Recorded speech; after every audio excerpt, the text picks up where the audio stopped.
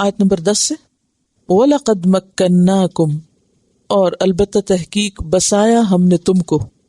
مکننا کا لفظ جو ہے یہ مکان سے ہے، یعنی ہم نے تم کو قرار کی جگہ دی، مکان دیا، ٹھکانہ دیا. اور مکنہ کے بعد لام آ جائے تو معنی ہوتا ہے اقتدار دینا. جیسے سورۃ یوسف میں آتا ہے وَكَذَلِكَ مَكَّنَّا لِيُوسُفَ، کہ ہم نے یوسف علیہ السلام کو اقتدار دیا. اگر اس میں کم سے مراد تمام انسان ہو تو مراد اس سے پھر کیا ہوگی کہ تمام انسانوں کو کس قسم کا اقتدار دیا؟ یعنی باقی مخلوق پر اقتدار دیا، اور باقی مخلوق کو انسانوں کے لیے مسخر کیا گیا کہ انسان ان سے فائدہ اٹھا سکے. اور اگر اس سے مراد کم سے مراد صرف اہل مکہ ہو، کیونکہ سورت مکی ہے، خطاب براہ راست اہل مکہ سے ہے، تو پھر کیا معنی ہوگا کہ ہم نے تمہیں اے قریش مکہ اس زمین پر، یعنی زمین حرم پر، اور ارض سے مراد پھر ساری زمین نہیں بلکہ زمین حرم مراد ہوگی، اس میں ہم نے تم کو اقتدار دیا. تو کیا دو معنی سمجھے آپ نے؟ مکناکم میں کم سے مراد نمبر 1 تمام انسان، اور نمبر 2 قریش مکہ. اگر مراد لیا جائے تمام انسان تو پھر کیا ہوگا کہ انہیں اس زمین میں باقی مخلوق پر تصرف دیا، اقتدار دیا، قرار دیا، رہنے بسنے کا موقع دیا. اور اگر اس سے مراد قریش مکہ لیے جائیں تو ارض سے مراد پھر زمین حرم ہوگی کہ ہم نے تمہیں زمین حرم میں اقتدار دیا. وَجَعَلْنَا لَكُمْ، اور بنائے ہم نے تمہارے لیے، فیہا اس میں، یعنی اس زمین میں، معائش. معائش کیا ہے؟ معیشت کی جمع ہے، یعنی معاشی سہولتیں، برکتیں، زندگی کے سامان. قلیلا ما تشکرون، کتنا کم تم شکر ادا کرتے ہو، یعنی ان نعمتوں کو پا کر تم کم ہی شکر گزار ہوتے ہو. اور اگر دیکھا جائے تو اللہ تعالیٰ نے انسان کو زمین میں طرح طرح کی نعمتیں عطا کی، جن کی تفصیلات آپ سورۃ الانعام میں پڑھ بھی چکے ہیں. اس کے علاوہ قرآن پاک کی دیگر صورتوں میں بھی ان سہولتوں یا ان آسائشوں کا ذکر ملتا ہے. مثلا سورۃ عبس وتولی میں آتا ہے فَلْيَنظُرِ الْإِنسَانُ إِلَىٰ طَعَامِهِ أَنَّا صَبَبْنَا الْمَاءَ صَبًّا ثُمَّ شَقَقْنَا الْأَرْضَ شَقًّا فَأَنبَتْنَا فِيهَا حَبًّا. اور پھر آگے بھی کچھ نعمتوں کا ذکر ہے. پھر اسی طرح سورۃ طٰہٰ میں آتا ہے وَأَنزَلَ مِنَ السَّمَاءِ مَاءً فَأَخْرَجْنَا بِهِ أَزْوَاجًا مِّن نَّبَاتٍ شَتَّىٰ كُلُوا وَارْعَوْا أَنْعَامَكُمْ إِنَّ فِي ذَلِكَ لَآيَاتٍ لِأُولِي النُّهَىٰ. سورۃ النحل آیت 5 میں آتا ہے وَالْأَنْعَامَ خَلَقَهَا لَكُمْ فِيهَا دِفْءٌ وَمَنَافِعُ وَمِنْهَا تَأْكُلُونَ. سورۃ ابراہیم میں آتا ہے وَإِن تَعُدُّوا نِعْمَةَ اللَّهِ لَا تُحْصُوهَا، یعنی اتنی نعمتیں دی تم کو اس زمین پر کہ جنہیں تم گن بھی نہیں سکتے. ان الانسان لظلوم کفار، بلا شبہ انسان بڑا ظالم ناشکرا ہے. اور یہ ایک حقیقت ہے. قرآن پاک میں اللہ تعالیٰ شکوہ کرتے ہیں وَقَلِيلًا مِّنْ عِبَادِيَ الشَّكُورُ، کہ میرے بندوں میں بہت کم ہیں جو شکر گزار ہوں. سب کچھ پا کے لے کے پھر اللہ تعالیٰ کی طرف رجوع نہیں کرتے، اس کو مانتے بھی نہیں. اور اگر اہل مکہ مراد لیے جائیں یہاں انسانوں میں سے تو ان کی ناشکری کیا ہوگی؟ پیغمبر کا انکار، توحید کا انکار. اور اگر عام انسان تو ہر طرح کی ناشکری پھر آ جائے گی اس میں. اور اہل مکہ کی معائش کیا تھے کہ وادی غیر ذی زرع میں اللہ تعالیٰ نے ہر طرح کے رزق کے سامان ان کو وہاں پہنچائے تھے. وَلَقَدْ خَلَقْنَاكُمْ، اور البتہ تحقیق پیدا کیا ہم نے تم کو، ہم نے تم کو بنایا. خلق ہوتا ہے کسی چیز کا خاکہ بنانا، ڈیزائن بنانا، اور پھر اس ڈیزائن میں رنگ بھرنا. رنگ بھرنے سے مراد کلرنگ کرنا نہیں، بلکہ یعنی اس ڈیزائن کے مطابق اور اس پلاننگ کے مطابق وہ چیز تیار کرنا جس کا ڈیزائن بنایا گیا. تو انسان کی شکل و صورت، اس کا خاکہ، اس کا ڈیزائن، اس کا بیسک سٹرکچر، کون سی چیز کیسے ہوگی، کس سائز کی ہوگی، کتنی ہوگی، کیا کام کرے گی، کیا فنکشن اس کا ہوگا، یہ ساری چیزیں اللہ سبحانہ وتعالیٰ نے خود بنائی، اور اس میں اس کا کوئی اور شریک نہیں، وہی خالق ہے. وَلَقَدْ خَلَقْنَاكُمْ ثُمَّ صَوَّرْنَاكُمْ، پھر ہم نے تم کو صورت دی، یعنی تمہاری شکل و صورت بھی ہم نے بنائی، اور پھر اس میں تمہیں ایک خاص شکل بھی ہم نے دی، یعنی تمہارا بیسک ڈھانچہ بھی ہم نے بنایا، اور پھر اس میں جو مختلف شکلیں بنائی یہ بھی ہماری تخلیق ہے۔ اب اس میں آپ دیکھیے کہ جہاں تک انسان کی ہڈیوں کا تعلق ہے تو اگر صرف ڈھانچوں کو دیکھا جائے تو بہت سے ڈھانچے ایک دوسرے سے ملتے جلتے نظر آئے، اور اگر انسان صرف ڈھانچہ ہوتا تو وہ پہچان نہ ہوتی۔ صرف ڈھانچہ نہیں ہمارا بنایا گیا، بلکہ اس ڈھانچے پہ جو گوشت پوست چڑھایا گیا، اس گوشت پوست کو جس طرح ڈیزائن کیا گیا کہ ہر انسان دوسرے سے مختلف نظر آنے لگا۔ ہر ایک کی تصویر فرق ہے، ہر ایک کی شکل فرق ہے۔ یہ کتنی حیرت کی بات ہے نا کہ کوئی انسان کسی دوسرے انسان سے، حتیٰ کہ جڑواں بہن بھائی بھی یا جڑواں بچے بھی ایک دوسرے سے مختلف ہوتے ہیں جو ایک وقت میں پیدا ہوتے ہیں۔ تو یہ کتنی حیرت کی بات ہے۔ ہم نے تمہیں بنایا، عورت ہو یا مرد ہو، کتنے فٹ کا قد ہوگا تمہارا، کتنے چوڑے ہوگے، کیا ہوگا، اور پھر صورت، شکل جو تمہیں دوسرے سے مختلف کرتی وہ بھی ہم نے خود بنائی۔ تو آپ دیکھیے کہ اللہ تعالیٰ پہ کتنا پیار آتا ہے نا کہ اس نے اس خاص مخصوص شکل میں ہمیں بنایا، اور یہ اسی کا اپنا فیصلہ ہے۔ اس لیے کبھی کسی انسان کی شکل پر نہ جائیں اور اس کی وجہ سے اس کو حقیر نہ سمجھیں یا نفرت نہ کریں یا اس کا مذاق نہ اڑائیں، کیونکہ بہت سے لوگ اس مشکل کا شکار ہوتے ہیں کہ وہ دوسروں کے ناک نقشے پہ تبصرہ کرتے رہتے ہیں۔ اس کا ناک ایسا ہے، اس کے بالوں کا رنگ ایسا ہے، اس کی آنکھیں ایسی، حلیہ ایسا ہے۔ یہ سب اللہ کی پلاننگ ہے۔ اس میں جب آپ کسی انسان کی شکل و صورت کا مذاق اڑاتے ہیں، دراصل اس انسان کا نہیں کرتے، بنانے والے تک بات جاتی ہے۔ بہت ہی خطرناک چیز ہے یہ۔ وَلَقَدْ خَلَقْنَاكُمْ ثُمَّ صَوَّرْنَاكُمْ، ہم نے تم کو بنایا، ہم نے تم کو صورت دی۔ ثُمَّ قُلْنَا لِلْمَلَائِكَةِ، پھر ہم نے فرشتوں سے کہا تھا، اسجدوا لآدم، سجدہ کرو آدم کو۔ یہ سجدہ سجدہ احترام تھا، عبادت کا سجدہ نہیں تھا، کیونکہ عبادت اللہ کے سوا کسی اور کی نہیں ہو سکتی۔ اور پھر یہ کہ یہ اللہ کا حکم تھا۔ اب اس سے یہ بحث کرنا کہ سجدہ جائز ہے یا ناجائز کسی فرشتے کا، انسان کو یا کسی اور مخلوق کا، تو اس کی ضرورت نہیں، کیونکہ یہ اللہ کا حکم تھا اور اللہ جو چاہے حکم دے۔ فسجدوا، تو ان سب نے سجدہ کیا، سب ملائکہ انسان کے آگے جھک گئے، الا ابلیس، سوائے ابلیس کے جو ابو الجن تھا، جنوں کا بڑا تھا۔ آدم ابو الانسان ہے، ابو البشر ہیں، اور ابلیس ابو الجن۔ لم یکن من الساجدین، نہ ہوا وہ سجدہ کرنے والوں میں سے، یعنی ان میں شامل نہ ہوا۔ اور ساجدین یہاں کون ہے؟ ملائکہ۔ ویسے یہ ملائکہ کے بیچ میں تھا، لیکن جب سجدے کا وقت آیا تو ان کے ساتھ شریک نہ ہوا۔ اب بھی ایسا ہوتا ہے نا، بہت سے لوگ اکٹھے بیٹھے گپ شپ لگا رہے تھے، کھا پی رہے ہوتے، نماز کا وقت آتا ہے، کچھ لوگ اٹھ کے نماز پڑھتے اور باقی لوگ بیٹھے رہتے، وہ سجدہ کرنے والوں میں شامل نہیں ہوتے، جبکہ سجدہ یا نماز اللہ کا حکم ہے۔ اور یہ انتہا درجے کی بدبختی ہے نا کہ آپ کے سامنے لوگ پڑھ رہے ہوں اور آپ بیٹھے ہوں اکڑ کے۔ تو یہ ابلیس کی پیروی ہے، نماز کے وقت نماز نہ پڑھنا۔ خیر، لم یکن من الساجدین، وہ سجدہ کرنے والوں میں شامل نہ ہوا، اس نے اللہ کی بات نہ مانی۔ قال، فرمایا، کس نے؟ اللہ تعالیٰ نے۔ ما منعک، کس چیز نے منع کیا تجھ کو، کس نے روکا تجھ کو؟ اللہ تسجدہ، کہ تو سجدہ نہ کرے۔ یہاں لا جو ہے یہ تاکید کے لیے، شدت نکیر کے لیے۔ اذ امرتک، جبکہ میں نے تجھے حکم دیا تھا، یہ تو میرا حکم تھا، کیوں نہیں مانا تو نے؟ قالا، بولا، کون؟ ابلیس، انا خیر منہ، میں اس سے اچھا ہوں، میں اس سے بہتر ہوں۔ خلقتنی من نار، پیدا کیا تو نے مجھے آگ سے، جیسا کہ قرآن پاک میں بھی آتا ہے، سورۃ الحجر آیت 27، والجان خلقناہ من قبل من نار السموم۔ سورۃ الرحمن میں بھی آتا ہے، وخلق الجان من مارج من نار۔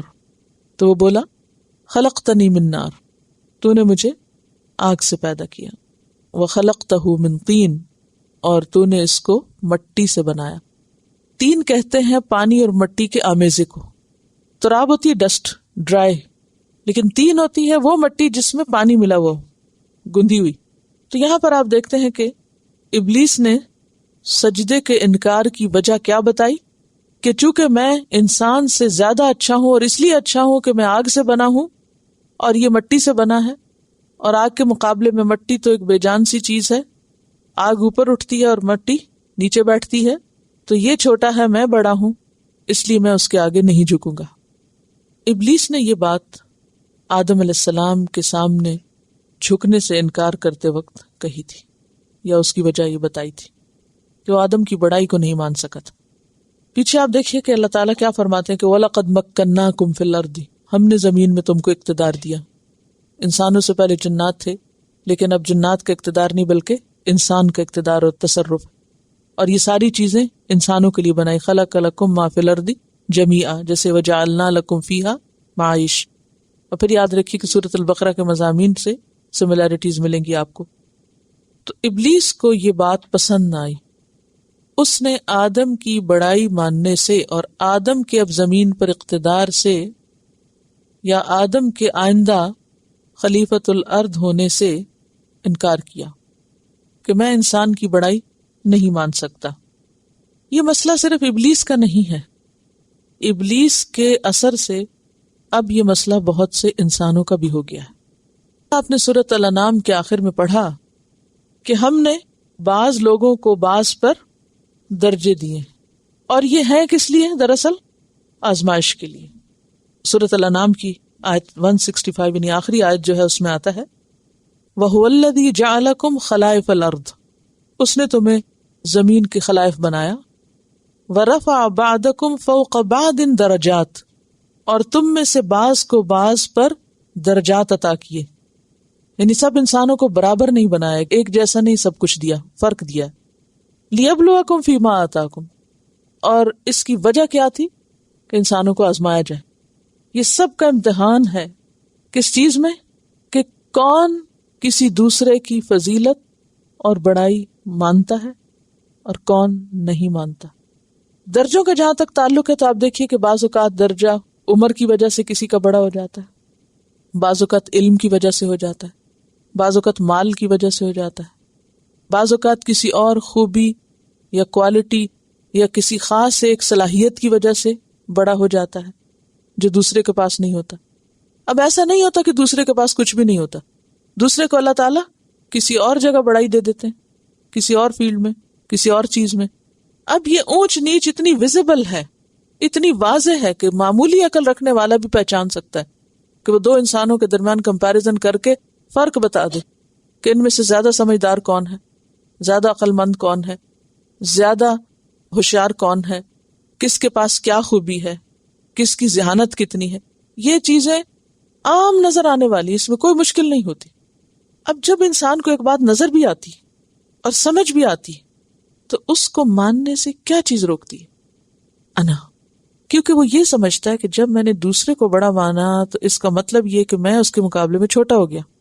یہی بنتا ہے نا، یعنی کسی کی خوبی کا اعتراف اس لیے مشکل ہوتا ہے کہ انسان کو اس میں اپنی چھوٹائی نظر آتی ہے، اور انسان خود کو کبھی بھی چھوٹا دیکھنا نہیں چاہتا، خواہ وہ کتنا بھی چھوٹا کیوں نہ ہو، وہ اپنے آپ کو دوسرے سے کم نہیں دیکھنا چاہتا۔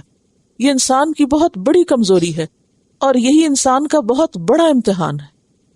اسی لیے آپ نے عام طور پر دیکھا ہوگا کہ جب انسان کو یہ خطرہ ہونے لگتا ہے نا کہ کوئی دوسرا مجھ سے آگے نکل جائے گا یا کوئی مجھ سے بڑا نظر آئے گا، فوراً ٹانگ کھینچنے لگتا ہے کہ گرا دو اس کو، کہ آگے نہ بڑھنے پائے۔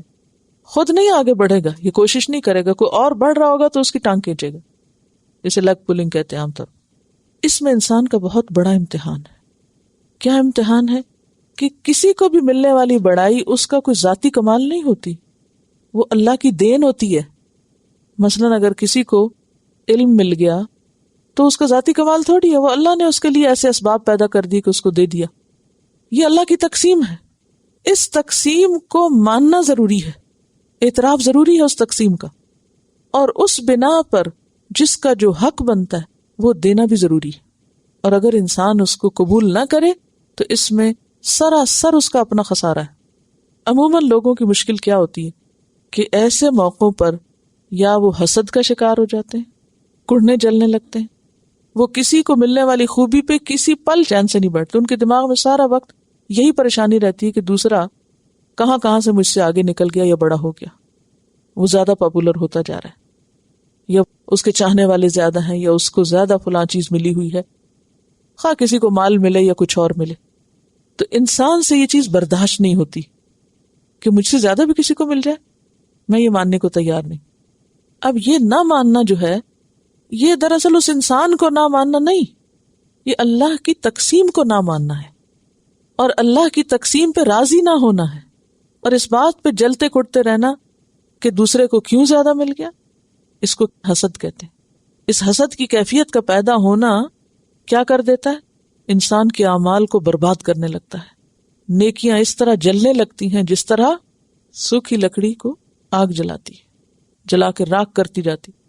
ایسا شخص اپنے اعمال کو بھی راکھ کرتا جاتا ہے۔ حالانکہ بات صرف اتنی ہے کہ انسان اللہ کی تقسیم پہ راضی ہو اور جس کو اللہ نے جو مقام دیا اس کو مان لے۔ مثلا اگر ماں باپ کو اللہ تعالیٰ نے ماں باپ بنایا ہے تو یہ اللہ کی تقسیم تھی نا، ورنہ اولاد کو ماں باپ کی جگہ بنا دیتا اور ماں باپ اولاد کی جگہ ہوتے، وائس ورثہ ہو سکتا تھا۔ اب اگر اللہ نے جنہیں ہمارا بڑا بنایا، ماں باپ بنایا، تو ہمارا کیا فرض بنتا ہے کہ ان کے مقام کو پہچانے اور ان کی قدر کریں اور ان کے آگے جھکیں۔ قرآن میں حکم ہے جھکنے کا، وَاخْفِضْ لَهُمَا جَنَاحَ الذُّلِّ مِنَ الرَّحْمَةِ، اور ان کے لیے دعائیں کریں، ان کی عزت کریں۔ یہ سارے حق کس نے بنائے؟ اللہ نے بنائے۔ اب اگر کوئی بگڑ کے بیٹھ جائے کہ کیوں اللہ نے ماں باپ کو اتنا درجہ دے دیا اور ہمارے بھی تو کوئی حقوق ہے، ہمیں کیوں نہیں دیا، اور ایکول رائٹ ہونے چاہیے اور کوئی درجہ نہیں ماں باپ کا، تو یہ فطرت کے خلاف جانا ہے، اللہ کی تقسیم پہ ناراض ہونا ہے اور سراسر اپنا خسارہ کرنا ہے۔ اسی طرح لائک وائز جتنے بھی ہم سے بڑے بنتے، خواہ وہ علم میں ہے، مثلا استاد ہے، اب وہ کسی اپنے ذاتی کمال کی وجہ سے بڑا نہیں ہے۔ ماں باپ کی طرح روحانی تربیت کرنے والوں کو بھی اللہ نے ایک مقام دیا، وہ اللہ نے دیا۔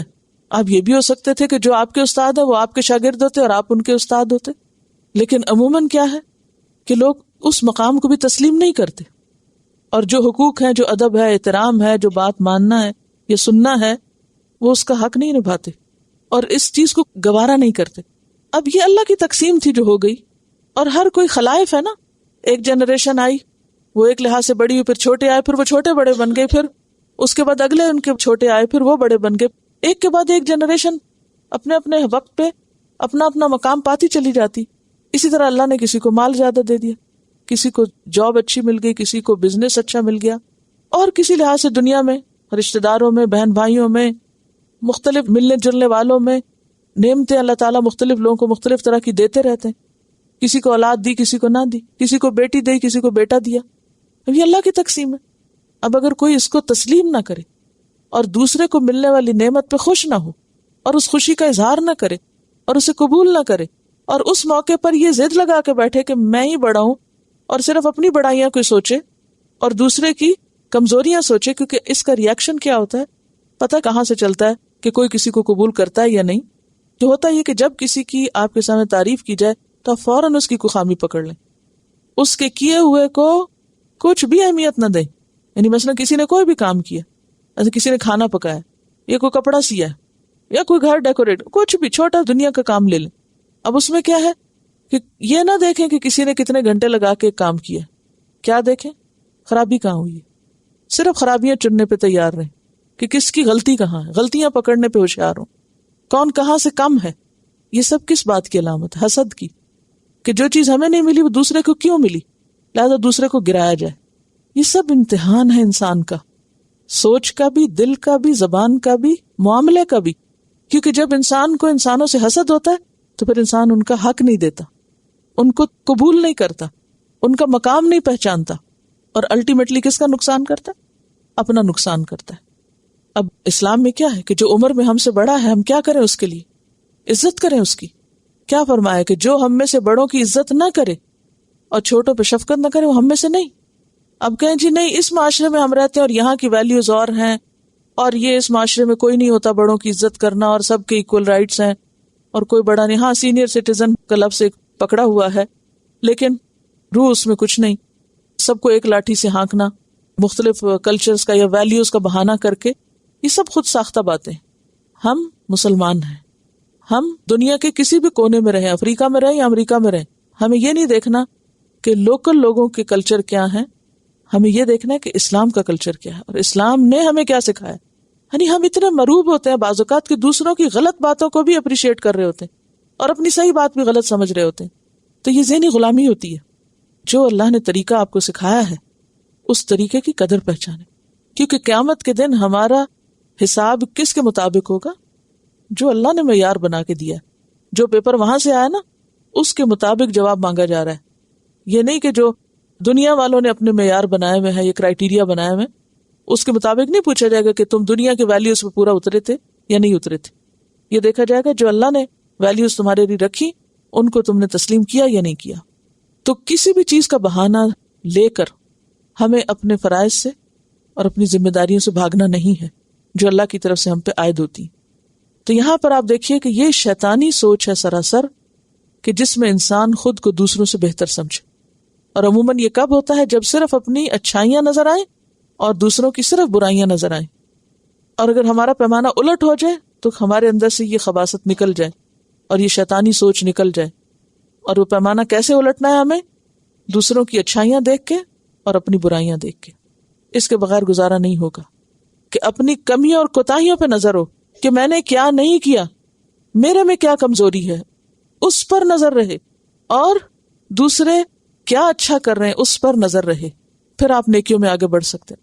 اور جب تک یہ نہیں ہوگا تو آپ کو سوائے پریشانی اور دل کی کڑن اور جلن اور غم اور دکھ اور ایک خوف اور ایک خاص قسم کا وہ جو ایک جلنا ہوتا ہے نا، وہ آپ اس کا شکار رہیں گے. ہر وقت ایک خوف میں رہیں گے، وہ فلاں آگے نکل گیا، وہ فلاں یہ ہو گیا اور فلاں وہ ہو گیا، اور بھول جائیں گے کہ آپ نے خود کیا کرنا تھا. یہ سب اللہ کی تقسیم ہے. جو آپ کے حصے میں نا وہ کسی کے پاس نہیں جا سکتا. آپ پہ فرض ہے کہ آپ اپنے لیے کوشش کریں. تو یہاں کیا کہا؟ قال انا خیر منہ. انسان کی پیدائش کے بعد ابلیس کے انکار کے بعد سب سے پہلی نافرمانی کیا تھی؟ سجدے سے انکار. اور دوسرا بڑا گناہ انا خیر منہ. یہ جڑ ہے ساری خرابیوں کی.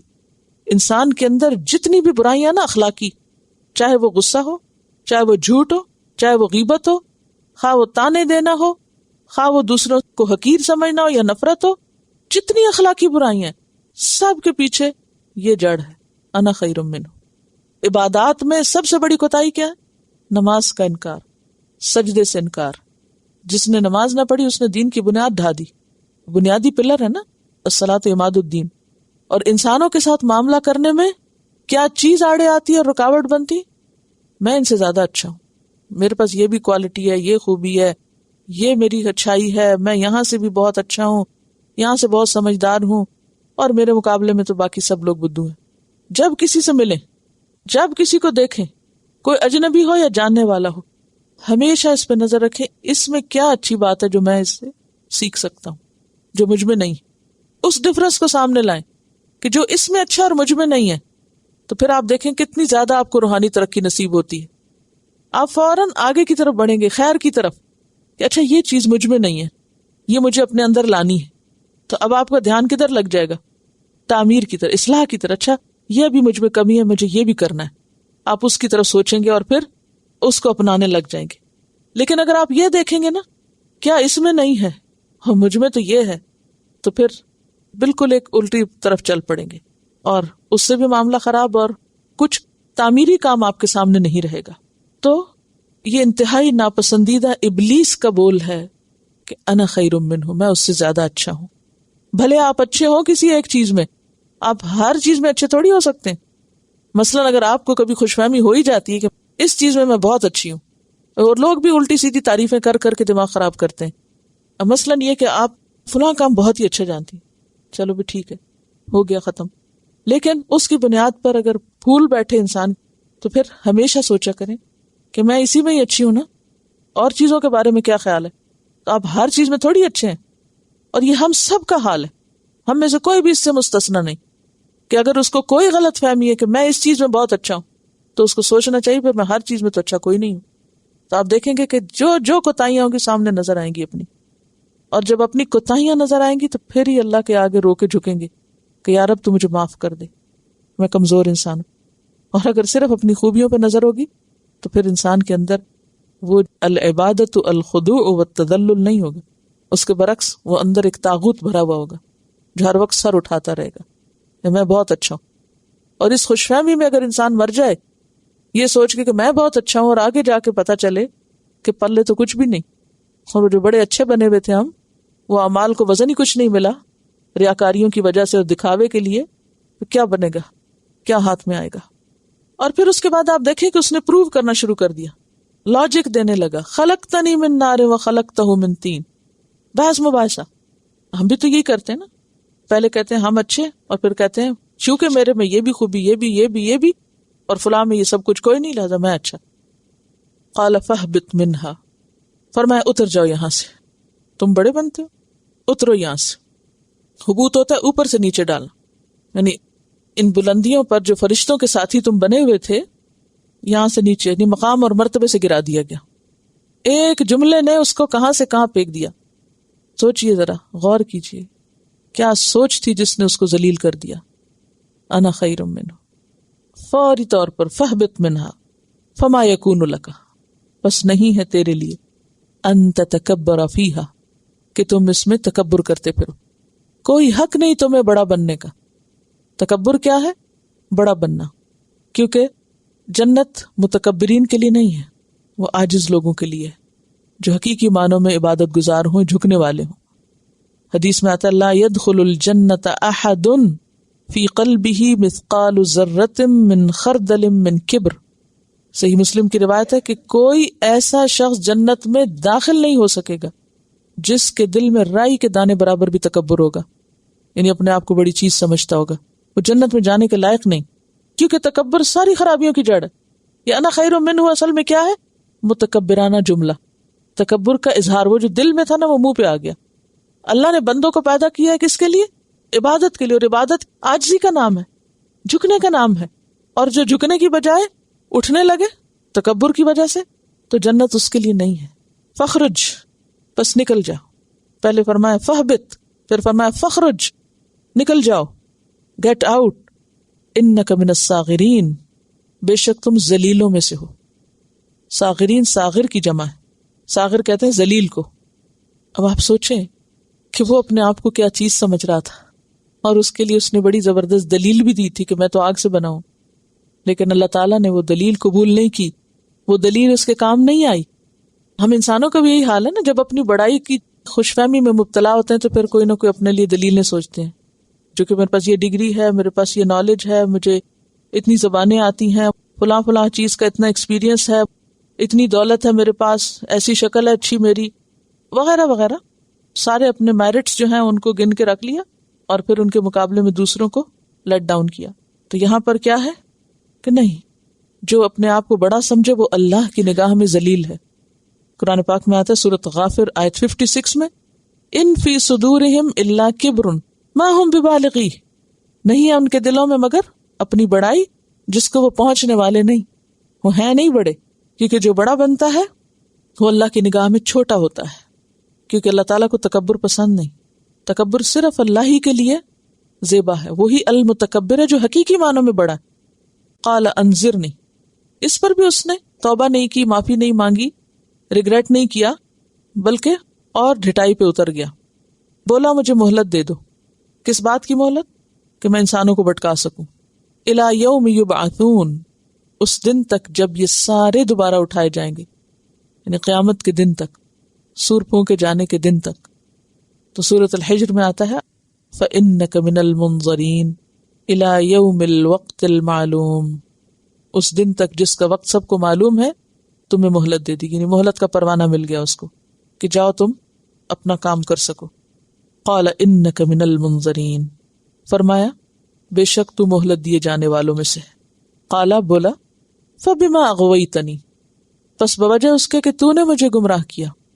اب غلطی ماننے کی بجائے غلطی کو دوسرے کے سر ڈالنے لگا، اور یہاں آپ دیکھیے تکبر کا اندازہ کیجئے کہ اللہ تعالیٰ کو ذمہ دار قرار دیا اپنی غلطی کا، کیونکہ تو نے مجھے گمراہ کیا تھا، بے یہاں سبب کیا، بوجہ۔ اغوا کا لفظی معنی ہوتا ہے گمراہ ہونا، اغوا گمراہ۔ ہمارے یہاں چونکہ اردو میں یہ لفظ استعمال ہوتا ہے نا، اغوا کر لیا لڑکی کو، تو اس لیے ہم پھر وہ اغوا کے اس کانسیپٹ سے باہر نہیں نکلتے۔ اغوا کا لفظی معنی کیا ہے؟ گمراہ کرنا، راہ راست سے بھٹکانا، غین واو یہ غوا، اور اس کا معنی مایوس کرنا بھی ہوتا ہے، ہلاک کرنا بھی، ناکام ہونا بھی، کئی معنی ہیں، لیکن بیسک معنی جو ہے نا گمراہ۔ فَبِمَا أَغْوَيْتَنِي، کیونکہ تو نے مجھے گمراہ کیا۔ ابلیس اللہ سبحانہ وتعالیٰ سے کہہ رہا ہے، یعنی مراد کیا ہے کہ تو نے مجھے ایسا حکم دیا جس کی میں تعمیل نہ کر سکا۔ کیا معنی ہے اس کا؟ کہ تو نے مجھے ایسا حکم کیوں دیا کہ جس کو میں مان نہ سکا اور اس وجہ سے پھر میں ناکام ہو گیا، گمراہ ہو گیا۔ نہ آپ کہتے سجدہ کرنے کو، نہ میں انکار کرتا، اور نہ ہی میں اس مقام کو پہنچتا۔ تو میرا تو قصور نہیں، آپ کا قصور ہے۔ آپ ہی نے کہا تھا سجدہ کرو، اب میں نے نہیں کیا تو اب آپ مجھے پکڑ رہے ہیں۔ فَبِمَا أَغْوَيْتَنِي لَأَقْعُدَنَّ لَهُمْ، البتہ میں ضرور بیٹھوں گا ان کے لیے، صراطک المستقیم، تیرے سیدھے راستے پر۔ تیرا راستہ کون سا؟ جو تجھ تک لے جائے، اور مستقیم جو بالکل سیدھا تیری طرف جاتا ہے۔ فَبِمَا أَغْوَيْتَنِي لَأَقْعُدَنَّ، لام کس کا ہے؟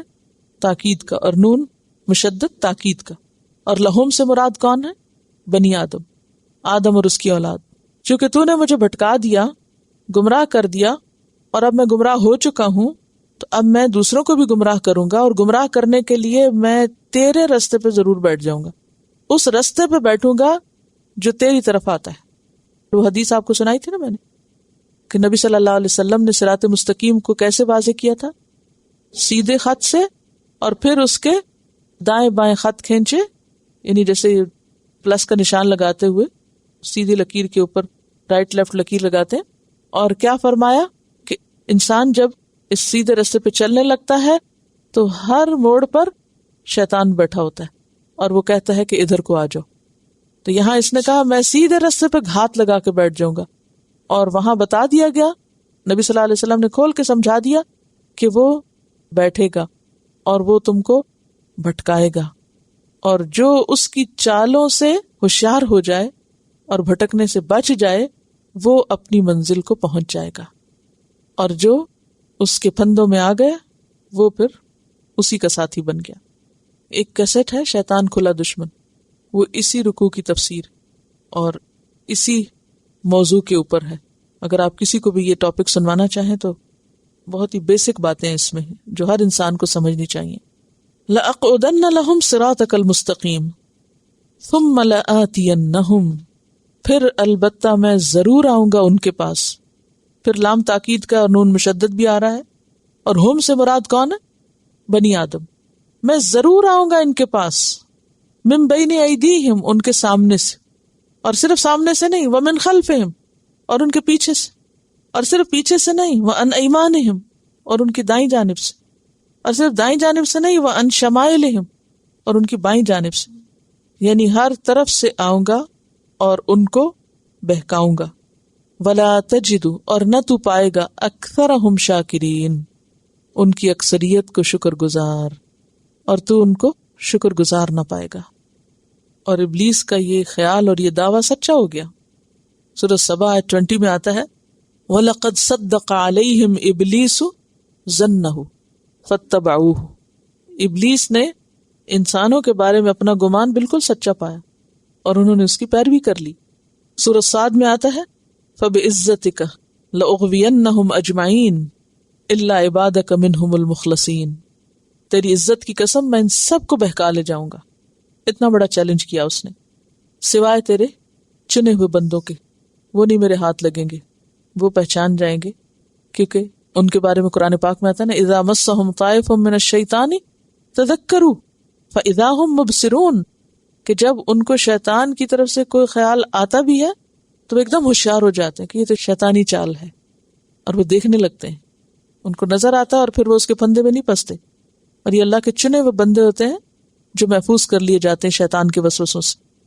اب یہاں پر آپ دیکھیے کہ شیطان نے یہ کہا تھا کہ میں سامنے سے بھی آؤں گا، پیچھے سے بھی آؤں گا، یعنی اب سامنے سے کیسے آتا ہے کہ وہ ہمارے لیے برے کاموں کو خوبصورت بنا کے ہمیں دکھاتا ہے۔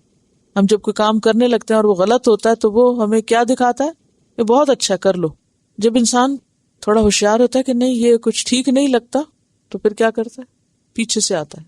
اور پیچھے سے آنے کا مطلب کیا ہوتا ہے؟ کسی کے اسے خبر بھی نہ ہو، یعنی انسان بے خبر ہوتا ہے، اسے پتہ بھی نہیں چلتا اور شیطان وار کر جاتا ہے۔ پھر انسان ہوش میں آتا ہے، پھر توبہ کرتا ہے اور ذرا سیدھے راستے پہ چلنے لگتا ہے تو وہ تھوڑی سی بھی کوئی نیکی کر لیتا ہے تو فوراً دل میں خیال ڈالنے لگتا ہے تم تو بہت اچھے ہو، دائیں جانب سے آ جاتا ہے۔ اور دائیں جانب کیا ہے؟ نیک اعمال۔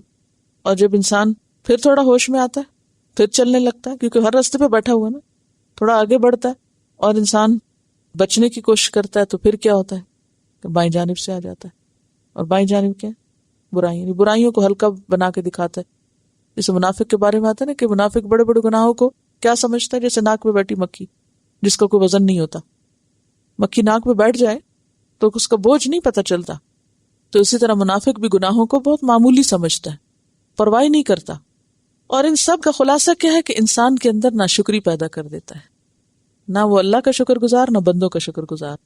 اللہ کی ناشکری کیا ہے؟ ساری نعمتوں کے ہوتے ہوئے بھی انسان کیا سمجھتا ہے؟ کچھ نہیں میرے پاس. کیا ہے میرے پاس؟ کچھ ہے ہی نہیں. اور بندوں کا ناشکرا، اور بندوں میں سے سب سے زیادہ جس کو پوائنٹ آؤٹ کیا کہ وہ عورتوں کی ناشکری ہے شوہروں کے لیے. آپ صلی اللہ علیہ وسلم نے فرمایا کہ تم میں سے ایک اپنے ماں باپ کے گھر عرصے تک بن بیاہی بیٹھی رہتی ہے، پھر اللہ اس کو شوہر دیتا ہے، اولاد دیتا ہے. پھر اگر شوہر کی طرف سے کوئی تکلیف پہنچے تو کہتی کہ میں نے یہاں کوئی خیر پائی ہی نہیں. اور یہی ناشکراپن ہے. حالانکہ عورت شوہر سے بے نیاز نہیں ہو سکتی، نہیں، ہمیشہ اس کو شوہر کی ضرورت رہتی ہے، پروٹیکشن کے لیے یا سپورٹ کے لیے یا ضروریات زندگی کے لیے، لیکن وہ کبھی خوش نہیں دکھائی دیتی. شوہر میں تو کوئی خوبی نظر آتی ہی نہیں. یعنی یہ شیطان کی خاص چال ہوتی ہے کہ وہ قریب ترین لوگوں کی زیادہ خامیاں، کیونکہ سب کچھ جانتے جو ہوتے ہیں، جو باہر کے لوگ ہوتے ہیں ان کا کیا پتا ہوتا ہے. دیکھیں نا، جو 2-4 گھڑی کے لیے آپ کو ملے تو وہ اپنے ایک خاص روپ میں آپ کو نظر آئیں گے اور آپ کہیں گے بہت ہی اچھا انسان ہے.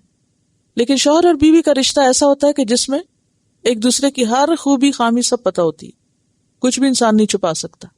لہٰذا سارے عیب کھل کھل کے سامنے آ جاتے ہیں. تو ان عیبوں کے ساتھ کسی کو قبول کرنا، کیونکہ کوئی بھی انسان فرشتہ نہیں ہوتا. کامیاب ازدواجی زندگی کا راز ہی یہی ہے کہ انسان دوسرے کو عیبوں کے ساتھ ایکسپٹ کر لے، کوتاہیوں اور کمیوں کے ساتھ ایکسپٹ کرے، اور اس وقت بھی دوسرے کی خیر اور بھلائی کی طرف نظر رکھے. جو اچھائی ہے اسی کو سامنے رکھے، اور کمزوریوں کو، یہ نہیں کہ اس پہ انسان کو تکلیف نہیں ہوگی. جب انسان ساتھ والوں کی، اپنے بچوں میں، شوہر میں، دوستوں میں کمی کوتاہی دیکھتا تکلیف تو ہوتی ہے. تو ایسا انسان جو دوسروں کی تکلیف کے باوجود ان کے ساتھ رہے وہ زیادہ بہتر ہے بنسبت اس کے کہ جو ان سے الگ ہو کے رہے. اور اب آپ دیکھیں کہ دنیا میں کتنا زیادہ یہ فتنہ عام ہے کہ چھوٹی موٹی کوئی تکلیف ہوئی، چھوٹی چھوٹی کوئی بات ہوئی تو فوراً شیطان کیا سجاتا ہے؟ فوراً الگ ہو جاؤ. اور آپ دیکھیں کہ الگ ہونے کے بعد جتنی خرابیاں سامنے آتی ہیں، یعنی اگر انسان ایک چھوٹی سی کسی کی زیادتی پر یا چھوٹی سی کسی کی کوتاہی پر صبر نہیں کر سکتا تو پھر اس کے بعد وہ اس سے بڑی مصیبتوں کے لیے تیار رہے. الا یہ کہ کوئی معاملہ حد سے بڑھ جائے، کوئی ظلم حد سے بڑھ جائے، وہ تو ایک الگ بات ہے. پھر ظاہر ہے کہ ایک انسان ظلم کے ساتھ کہاں تک جی سکتا ہے، یعنی کسی پہ ناحق ناروا زیادتی ہو رہی. لیکن چھوٹی چھوٹی زیادتیاں تو سب ایک دوسرے پہ کرتے ہیں. کون ہے جو اس سے پاک ہو؟ اگر کوئی ہمارے حق میں کر جاتا تو ہم بھی تو دوسروں کے ساتھ بہت کچھ کر جاتے، اور اگر ہم کر جاتے تو دوسروں کو بھی ہمیں مارجن دینا چاہیے. تو شیطان کا سب سے بڑا وار کیا ہے؟ شوہر بیوی میں اختلاف ڈالنا، گھروں کو بے سکون کرنا، گھروں میں فساد ڈالنا. کیونکہ انسان اگر گھر سے بے سکون ہوگا نا، سب کیا کرایہ ضائع ہوگا اس کا. جب آپ کے اندر ہی سکون نہیں ہے، آپ کے دل میں ہر وقت شیطان یہی وسوسے ڈالتا رہتا ہے، میرا شوہر ایسا نہیں، میرا شوہر یہ نہیں کرتا، میرا شوہر وہ نہیں کرتا، تو نتیجہ کیا ہوگا؟ بے سکونی. اور جب بے سکونی ہو جائے گی تو اس کے بعد آپ کی نماز اچھی ہوگی یا تلاوت بہت اچھی ہوگی، یہ کون سا کام اچھا ہوگا؟ کوئی بھی اچھا نہیں ہوگا. تو اس میں ہم یہ تو نہیں کہہ سکتے کہ کسی کی خرابی جو ہم کہیں یہ بہت اچھائی ہے، تو دھوکہ دینا تو نہیں ہے خود کو. لیکن حل صرف یہی کہ انسان دل بڑا کر لے. یہ دنیا اونچ نیچ کے ساتھ بنی ہے، اس میں سیدھا سموتھ راستہ آپ کو نہیں ملے گا، کہیں بھی نہیں ملے گا. اونچ نیچ ہر جگہ، ٹھوکریں بھی کھائیں گے، چوٹیں بھی کھائیں گے. لیکن اگر انسان اس حقیقت کو ایکسپٹ کر لے کہ یہ راستہ ہے ہی ایسا، تو پھر سنبھل سنبھل کے چلے، محتاط ہو کے، اور چلتا چلا جائے. اختلافات کے ساتھ جینا سیکھے، کیونکہ یہ دنیا اختلافات کے بغیر ہے ہی نہیں. اللہ نے بنائی نہیں تو ہوگی کہاں سے؟ اب شوہر کو اللہ نے بیوی پہ جو ایک درجہ دیا ہے، جو درجوں کی اونچ نیچ ہے، کچھ عورتیں نہیں مانتی، وہ کہتی ہم مانتے ہی نہیں. نہ مانے، نہیں مانتی تو پھر بھی فطرت کے خلاف کیسے جا سکتے ہیں؟ یہ تو فطرت میں، اللہ کے کریشن پلان میں ہے، اللہ نے بنا دیا ہے. آپ نہ بھی مانے تو نہ مانے، اپنا ہی نقصان ہے.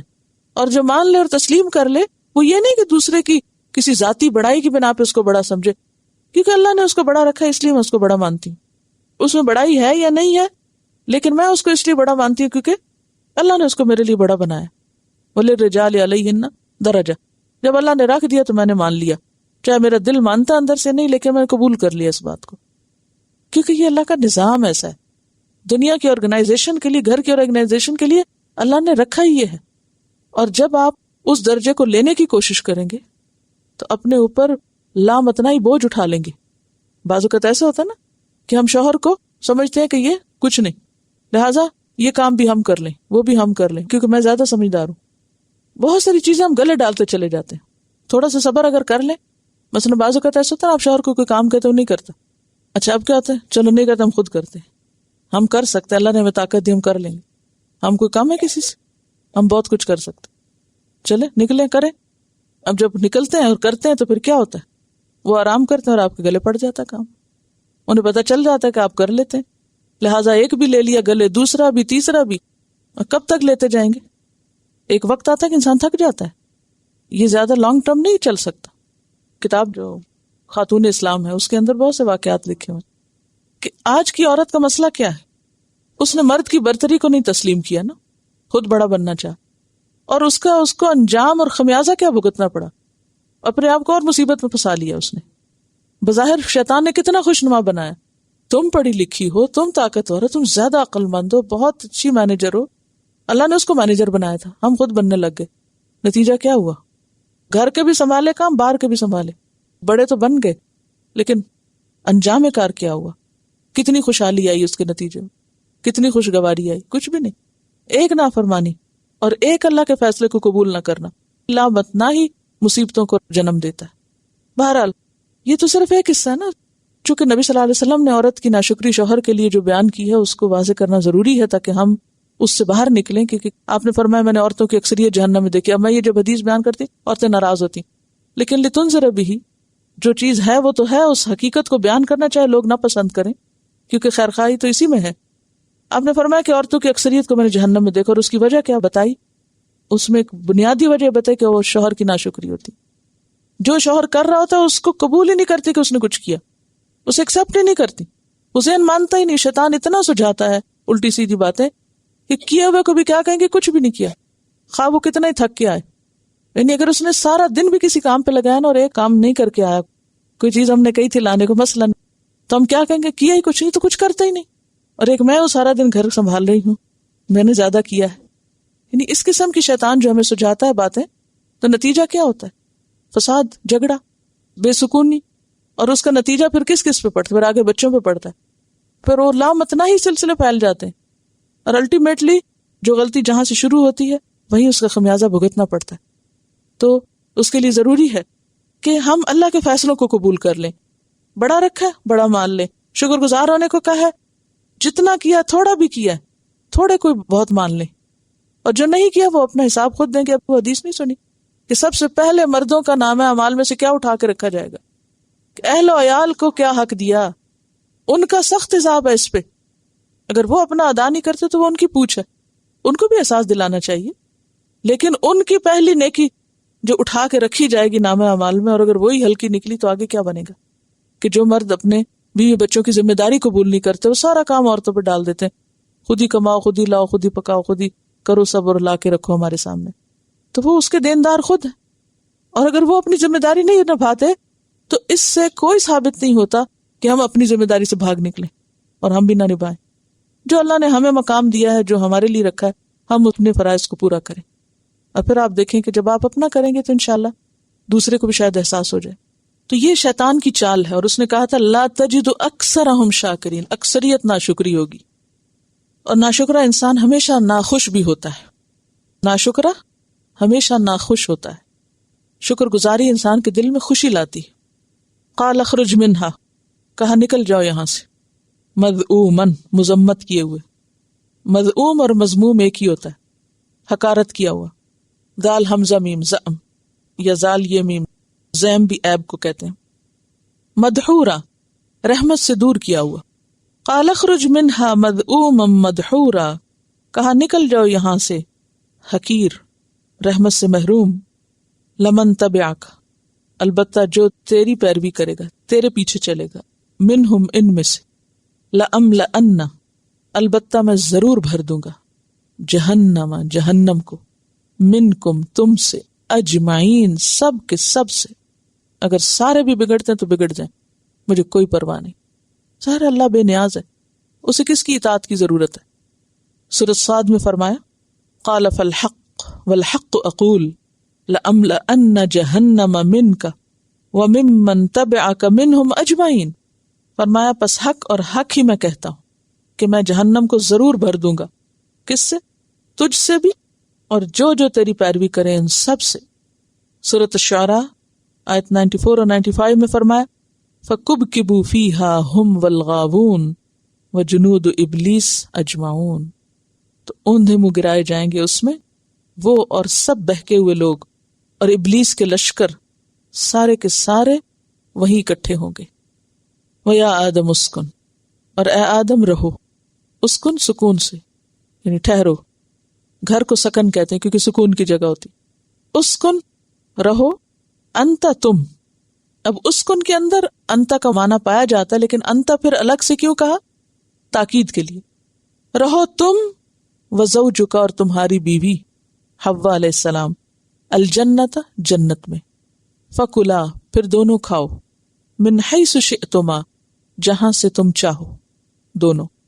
ولا تقربا، اور نہ تم قریب جانا، ہذہ الشجرۃ، اس درخت کے، وہ جو بھی تھا یعنی اس درخت سے کچھ نہ کھانا، یہ مراد ہے. فتکونا، ورنہ تم دونوں ہو جاؤ گے، من الظالمین، ظالموں میں سے. ظالم کون ہوتا ہے؟ ظلم کرنے والا، اور ظلم کمی کرنا. جیسے سورۃ طٰہٰ میں بھی آتا ہے نا فَقُلْنَا يَا آدَمُ إِنَّ هَٰذَا عَدُوٌّ لَكَ وَلِزَوْجِكَ فَلَا يَخْرُجَنَّكُمَا مِنَ الْجَنَّةِ فَتَشْقَىٰ. یہاں آتا من الظالمین، وہاں آتا فتشقیٰ. کہ اے آدم یہ تمہارا تمہاری بیوی کا دشمن ہے، یہ تمہیں جنت سے نکلوا نہ دے، ورنہ تم بدبخت ہو جاؤ گے، مشکل میں پڑ جاؤ گے. اور یہاں کیا خسارے میں پڑ جاؤ گے. اب یہ اللہ تعالیٰ کا حکم تھا آدم اور حوا کے لیے، اور واضح طور پہ سمجھا دی گئی بات. اب انہوں نے سمجھ بھی لی، ہوشیار ہو گئے. لیکن جب عمل کا وقت آیا تو کیا ہوا؟ شیطان نے کس طرح وار کیا. اب یہ جس نے کہا تھا نا آگے سے آؤں گا، پیچھے سے آؤں گا، دائیں سے آؤں گا، بائیں سے آؤں گا، اب اس کا یہ عملی مظاہرہ ہے، پریکٹیکل ایگزامپل. اور یہ واقعہ پیچھے آپ سورۃ البقرہ میں پڑھ بھی چکے. اور اس چیز کو ذہن میں رکھیے کہ الاعراف اور البقرہ کے مضامین میں مماثلت ہے. فوسوس لہم الشیطان، وسوسہ ڈالا ان دونوں کے دل میں شیطان نے. یعنی صرف آدم کو نہیں یا صرف حوا کو نہیں بلکہ دونوں کو پکڑا اس نے، کیونکہ اس نے کہا تھا کہ میں ان سب کو لے جاؤں گا ساتھ. وہ ایک ایک پہ الگ الگ کام کرتا ہے. اور وسوسہ کے دو معنی ہوتے ہیں. ایک ہوتا ہے الصوت الخفی، یعنی چھپی بھی آواز، خفی آواز، اشارہ کرنا، دل میں ڈالنا، دھیمی آواز جو بار بار اندر سے آئے.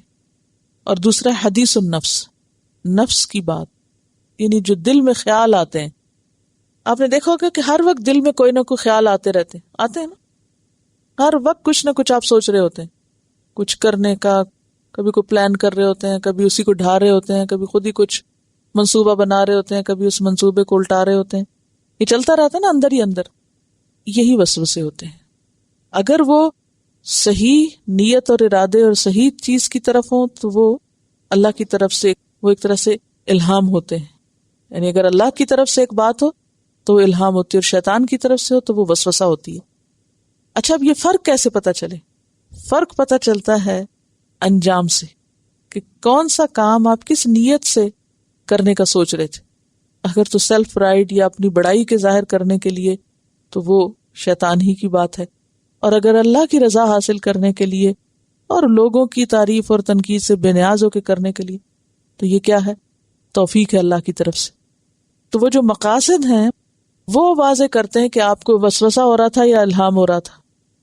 ہم الہام کو اصل میں سمجھتے ہیں خاص معنی میں کہ کوئی غیب کی خبر الہام ہو جائے. الہام صرف غیب کی خبروں کا نہیں ہوتی، توفیق کے معنی میں بھی ہوتا ہے کہ آپ کو ایک اچھے کام کا اللہ نے دل میں ڈالا اور آپ وہ کرنے چل پڑے، اور آپ کی غرض میں کوئی دنیا کا کچھ مفاد نہیں تھا. تو یہ کیا ہے؟ اللہ کی دی ہوئی توفیق تھی.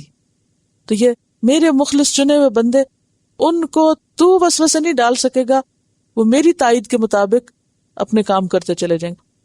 اور یہ اللہ کی خاص مدد ہوتی ہے انسان کے ساتھ. اور یہ کب ملتی ہے؟ جب انسان سچا ہوتا ہے. جب انسان سچا ہو جاتا ہے نا تو پھر اللہ کی خاص تائید اس کو حاصل ہوتی ہے. پھر اللہ اس کے دل میں جو پروگرام اور منصوبے اور جو چیزیں ڈالتا ہے وہ وسوسہ نہیں ہوتے، وہ ایک اچھی چیز ہوتے ہیں. اور ہر وہ خیال، کیونکہ ہر کام سوچ سے شروع ہوتا ہے نا، ہر وہ سوچ جو آپ سے صحیح کام کرا لے اور صحیح انجام تک پہنچا دے، یہ ہے اللہ کی مدد اور توفیق. اور ہر وہ سوچ جو آپ کو برائی کے رستے کی طرف لے جائے اور برے انجام تک پہنچائے، یہ ہے وسوسہ. فوسوس لہم الشیطان، شیطان نے ان کے دل میں خیال ڈالنے شروع کر دیے. کیا خیال؟ جس چیز سے منع کیا گیا تھا اسی درخت کا خیال بار بار آنے لگا. اچھا اب بھی دنیا میں کیا ہوتا ہے، جس چیز سے منع کیا جائے، اب روزے کی حالت میں کھانا نہیں تو اب کھانے کا خیال آ رہا ہے. اب اس میں آپ دیکھیے کہ عموماً انسان کے پاس بہت سی چوائس ہوتی ہے، بہت کھلی آپشن ہے بہت کچھ کرنے کی، لیکن عموماً شیطان ان سارے مواقع یا اپرچونٹیز کو کیا کرتا ہے؟ ضائع کراتا ہے، اور جو نہیں کرنے کا کام اس کے بارے میں دل میں منصوبے بنوانا شروع کر دیتا ہے. اچھا یوں کر لو یوں کر لو، اور اس پہ ساری پلاننگ شروع کروا دیتا ہے. حالانکہ نیکی کے مواقع بھی بہت سے تھے، ادھر نہیں دھیان جانے دیتا. اسی لیے آپ نے دیکھا ہوگا کہ اکثر لوگ کیا کرتے ہیں، شکوے کرتے رہتے ہیں، یہ موقع نہیں ملا، وہ فلاں نہیں ہوا، ایسا نہیں ہوا، ویسا نہیں ہوا. کیوں؟ کیونکہ شیطان ان کے اندر ایک ناشکری کی کیفیت پیدا کرتا ہے. وہ نہیں دکھاتا جو وہ کر سکتے تھے، اور وہ دکھاتا ہے جو انہیں نہیں کرنا چاہیے تھا. فوسوس لہم الشیطان، اب ان کے دل میں شیطان نے وہ شجر ممنوعہ کا خیال ڈالنا شروع کر دیا. شیطان نے کیا پلان کیا؟ اللہ نے منع کیا نا اس درخت کے پاس نہیں، تو میں نے ان کو اس درخت کے پاس لا کے چھوڑنا ہے. اب آغاز اس کا کہاں؟ دل میں خیال ڈالا کہ اچھا بھلا کیوں منع کیا ہوگا، وجہ کیا ہوگی، کوئی تو وجہ ہوگی، اور پتہ نہیں اس میں کیا ہوگا، اس کا ذائقہ کیا ہوگا، اور اس کی کیا تاثیر ہوگی، اور آخر کیوں، کوئی وجہ تو نہیں نظر آتی. عموماً ایسے تو جو چیز حرام ہوتی ہے یا ممنوع ہوتی ہے تو انسان کے ذہن میں شیطان آ کے خیال ڈالتا ہے کہ اچھا یہ دیکھو پتہ نہیں کتنی اچھی ہوگی، پتہ نہیں کیسی ہوگی، پتہ نہیں کیا چیز ہوگی. اور پھر انسان کے دل میں اللہ تعالیٰ خیال ڈالتا ہے کہ نہیں یہ ٹھیک نہیں. پھر انسان سوچتا ہے آخر وجہ کیا ہے، کیوں، کوئی لاجک، کوئی ریزن، کوئی حکمت، مقصد کیا؟ نہیں کچھ بھی نہیں، بس ایسی مولویوں کی بنائی ہوئی بات ہے، چلو.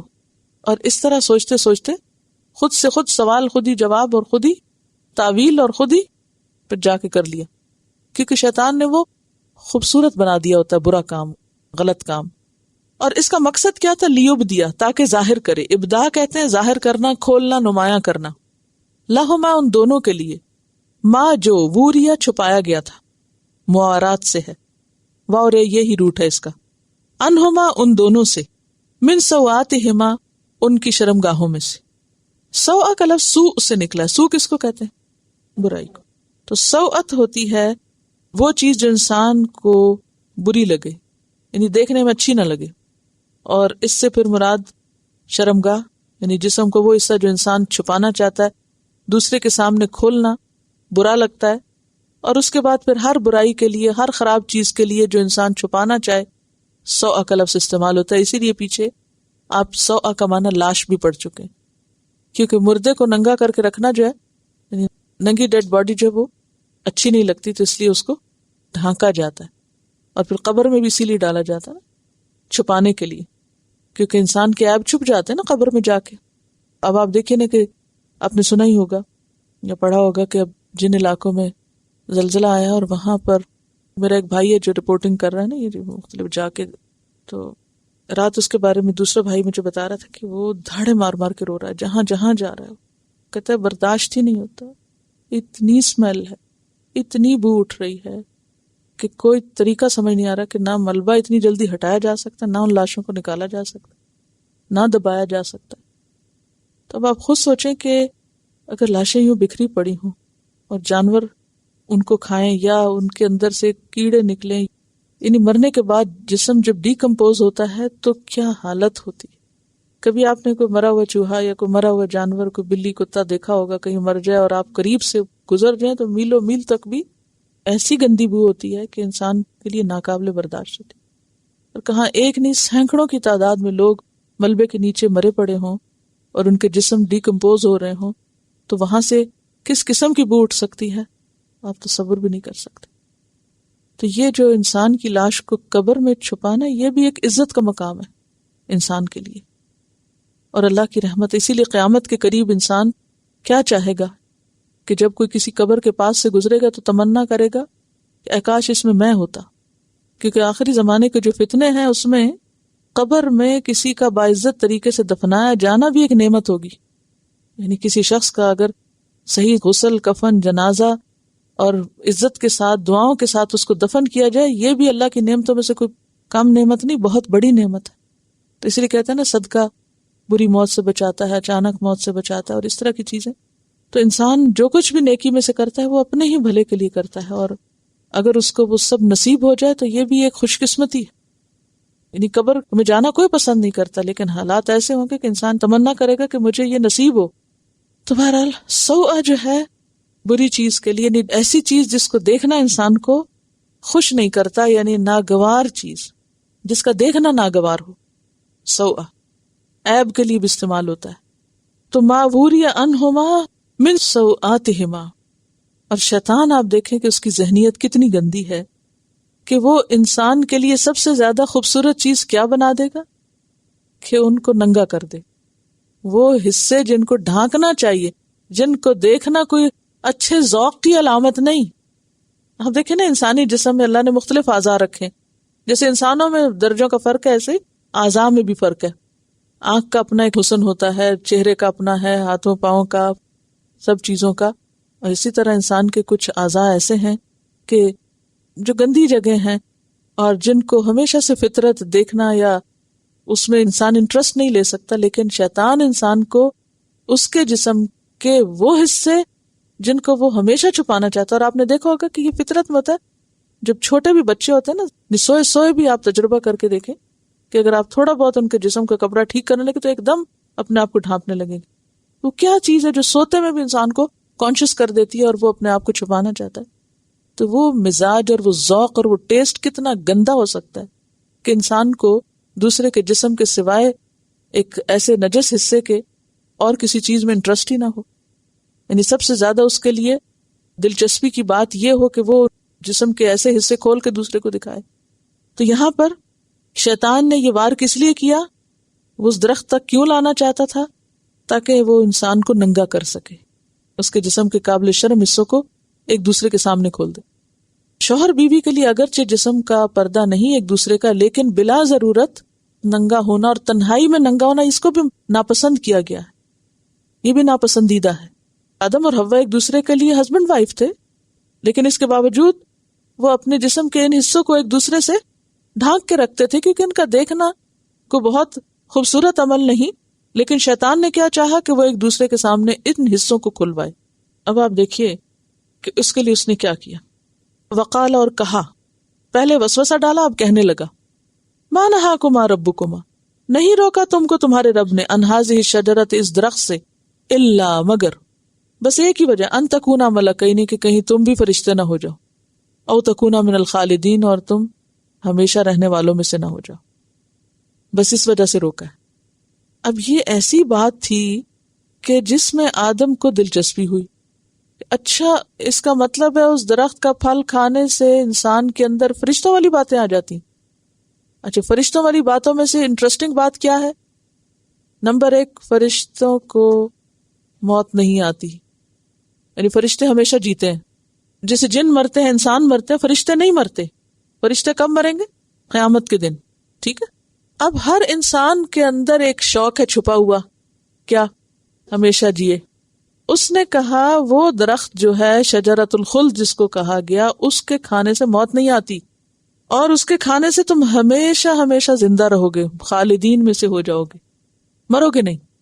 اب آپ دیکھیں، اگر دنیا میں اس وقت آپ کو کوئی آ کے ایسا نسخہ بتائے تو آپ میں سے کون نہیں کھائے گا اس کو؟ سب کھائیں گے. یعنی کیسی چیز ہے یہ ہمیشہ جینے کی خواہش جو ہر انسان کے اندر ہے. اور پھر قاسمہما، قسمیں کھا کے کئی. یعنی اس سے آپ اندازہ لگائیں کہ کیسے پاپڑ بیلے ہوں گے اس نے. کوئی قسم کب کھاتا ہے؟ جب کوئی آرام سے نہ مانے. یعنی آدم علیہ السلام اس کی بات مان نہیں رہے تھے، وسوسے پہ انہوں نے دھیان نہیں دیا. پھر اس نے آ کے قسم کھائی، قاسمہما انی لکما لمن الناصحین، کہ میں تمہارے خیر خواہوں میں سے ہوں، میں تمہارا سچا دوست ہوں، بڑا مخلص ہوں، کھاؤ تو صحیح اس کا پھل، پھر دیکھنا کیسے مزے کرو. اور دوسری بات آپ کو معلوم ہے وہ یہ ہے کہ فرشتوں کی ایک اور خصوصیت ہوتی ہے کہ ان کو کھانے پینے کی ضرورت نہیں، وہ کھائے پیے بغیر انرجیٹک ہیں۔ اب آپ دیکھیے کہ آپ کو سب سے مشکل کام کیا لگتا ہے، کیا جھنجٹ سب سے زیادہ لگتا ہے؟ کھانا پکانا، لانا، بنانا، گروسری کرنے سے لے کے آخر تک برتن سنبھالنا، اور پھر اس کے بغیر انسان رہتا بھی نہیں۔ یعنی کچھ کام ایسے ہیں نا کہ جن کو آپ پینڈنگ میں ڈال دیں، اچھا لانڈری کر لیں گے، دھو لیں گے کپڑے، جب دھونے ہوں گے مہینے بعد دھو لیں گے، مثلا گزارا چل سکتا ہے۔ صفائی نہ کریں گھر کی، نہیں ہوتی، چھوڑ دیں۔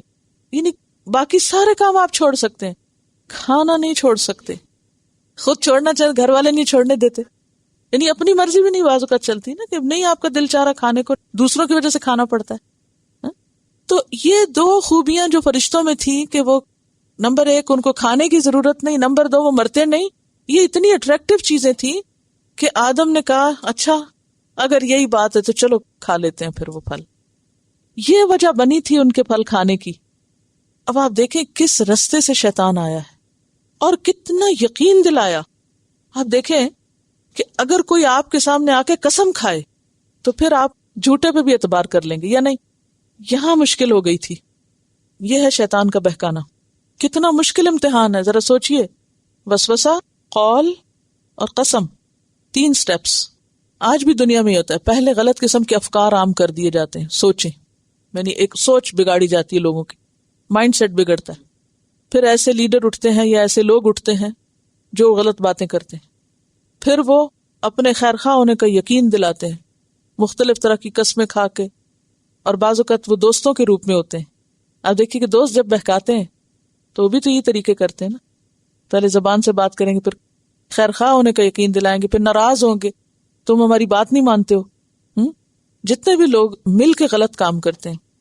پچھلے دنوں ایک بچی کی میل آئی اور اس نے کہا کہ میری کسی لڑکے سے دوستی ہو گئی، اور ہوتے ہوتے پھر اس نے مجھ سے تقاضا شروع کر دیا کہ میں انہیں کو اس کے لیے ہر چیز پرووائڈ کروں۔ تو جب میں نے انکار کیا تو وہ مجھ سے بہت ناراض ہوا، یعنی ظاہر ہے کہ زنا کی دعوت دی تو ناراض ہوا وہ، اور کہا کہ میں تمہارا بہت خیر خواہ ہوں اور سب کچھ ہوں تمہارے لیے، اور تم مجھے چھوڑ دو گی تو پھر باقی کیا رہے گا۔ اب آپ دیکھیں کہ وہ کہتی کہ میں نے پھر اس کی بات مان لی اور اب میں بہت ریگریٹ کر رہی ہوں، اب آپ مجھے طریقہ بتائیں کہ میں اس ریگریٹ سے کیسے نکلوں۔ کتنے ہی لوگ جو غلط کام کرتے ہیں، چاہے وہ زنا ہو، چاہے وہ کوئی بھی حرام کام ہو، اس کے پیچھے کیا چیز ہوتی ہے؟ وہ شیطان انسانوں کی شکل میں آتے ہیں، وہ محبتوں کا یقین دلاتے ہیں اور اس طرح وہ دھوکہ دیتے ہیں، کہتے ہیں ہم تو تمہارے چاہنے والے، تم پہ مرنے والے ہیں، اور معلوم نہیں کیسی کیسی جھوٹی قسمیں کھائی جاتی ہیں، اور اس طرح وہ ایک دوسرے کو بہکا کے لے جاتے ہیں اور اپنی مرضی اور اپنے فائدے کے کام کروا لیتے ہیں، اور پھر دوسرے کو عین بیچ میں چھوڑ دیتے ہیں۔ انسان نہ دنیا کا رہے نہ آخرت کا رہے۔ تو ہر غلط کام اسی طرح شیطان کرواتا ہے، وسوسہ، چکنی چپڑی باتیں، اور پھر قسمیں کھا کے یقین دہانی کرانا اور مخلص بن کے سامنے آنا۔ شیطان ہمیشہ سبز باغ دکھاتا ہے، تو کبھی یہ نہیں کہتا یہ برائی آؤ کر لو کہ جہنم میں لے چلوں تمہیں، ایسے نہیں کہتا وہ۔ یہی ہے اس کا آگے سے آنا اور پیچھے سے آنا اور دائیں سے آنا اور بائیں سے آنا، ایسا گھیرا ڈالنا کہ غلط کام کروا کے ہی چھوڑنا۔ فَدَلَّاهُمَا بِغُرُورٍ، تو اس نے ان کو گرا لیا دھوکے کے ساتھ۔ دلہ کا لفظ جو ہے نا، تدلیہ سے، دل ڈول کو کہتے ہیں، کسی چیز کو اوپر سے نیچے لے جانا۔ کنویں سے جب پانی نکالنا ہوتا ہے تو ڈول کیسے ڈالتے ہیں؟ کبھی آپ نے ڈالا ہو یا دیکھا ہو، اوپر سے پھینکتے، وہ نیچے ڈالتے ڈالتے ڈالتے وہ سنگلی ہلتی رہتی ہے، پھر وہ ٹھک پانی میں گرتا ہے۔ کبھی آپ نے مشاہدہ کیا ہوگا، مجھے دیکھنے کا کئی دفعہ اتفاق ہوا۔ اور پھر کیا ہوتا ہے، ڈول بھر جاتا ہے، پھر وہ کھینچتے کھینچتے کھینچتے کھینچتے واپس اوپر لے آتے ہیں۔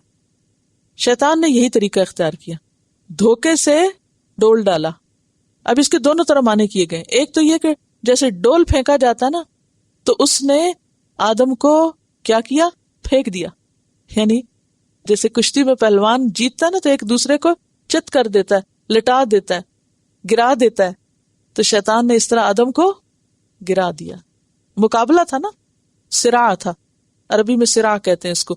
شروع میں نے بتایا تھا کہ جو حق و باطل کی کشمکش ہے، وہ اس سورت کا بنیادی مضمون، یعنی ایک تھیم ہے، حق و باطل کی کشمکش۔ اب اس میں شیطان اور آدم کے بیچ میں جو کشمکش ہے، اس میں شیطان نے کیا کیا، دلہما۔